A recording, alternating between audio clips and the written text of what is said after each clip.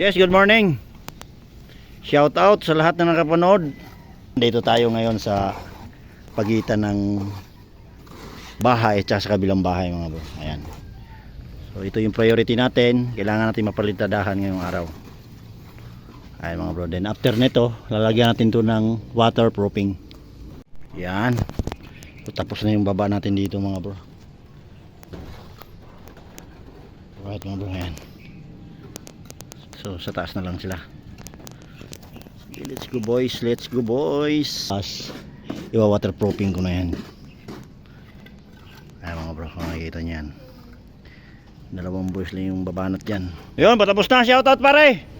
Ito po yung ano natin dito. Perimeter wall. Ayan. Ito yung mga boys natin. Shoutout pare. Ayun. Waterproofing application na tayo mga bro. Yan, dito lang talagang malagyan ng waterproofing. Yan. Yung ganito mga bro, yung laylayan ng mga ganito, kailangan makapal po ito.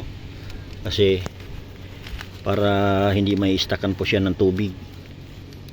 Yan. Oha. Hindi roller ang ginamit ko dito mga bro. Hindi paintbrush talaga. Para sure tayo na makapal yung may apply natin dito. Alright mga bro. Shout out po. Shout out po sa lahat na nakapanood ng ating project vlogging mga bro. Yan. Panibagong taon, panibagong buwan. Yan. Patuloy pa rin tayo mga bro sa ating daily routine. Yan, ating paghahanap buhay. Alright mga bro. Yan. Para mahirap magtambay yung panahon na to. So yan. Yan po yung update natin dito sa ating project dito sa Real Calamba, Laguna mga bro.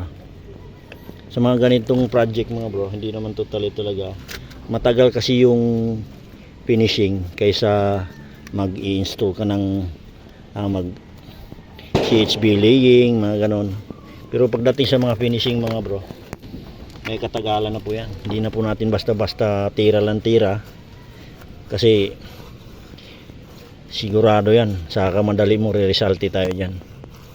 Alright mga bro, mahirap yung hataw talagang hataw. Tapos bandang huli, back job. Yun ang parang walang kwenta yung effort mo na ano, pag gano'n ang mangyayari mga bro. Kaya kahit mahina, kahit dahan-dahan, at least your ball. Yan ang ano natin mga bro.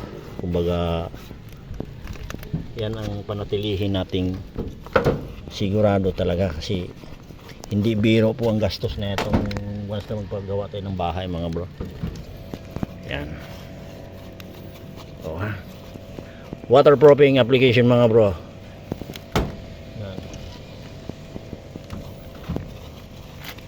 Yan. Baka mayroong magtatanong kung anong ginamit yung waterproofing. Ito ang waterproofing kong ginamit. Hindi ko siya ini-endorse ha. Pinapakita ko lang yung ginagamit kong waterproofing. Ayos. Let's go. Waterproofing application mga bro is done. Ayan. Tapos itong area na to, ito yung pinaka urgent natin ginagawa mga bro. Ayan. Lalo na ito, itong area na to. Kaya siguradong silyado yan tayo dyan mga bro, gawa nung makapal yung nilagay natin waterproofing dyan mga bro. Alright. Ayan. So linis na lang ang kulang dito sa area na to mga bro. Waterproofing natin dito, tapos na. Ayos. So wala na tayong magiging problema dito mga bro. Kailangan lang natin matitesting to once na umulan. Alright, pero lahat naman talaga totally mga bro, kahit sinong tao, wala magagawang perfecto. Alright, let's go.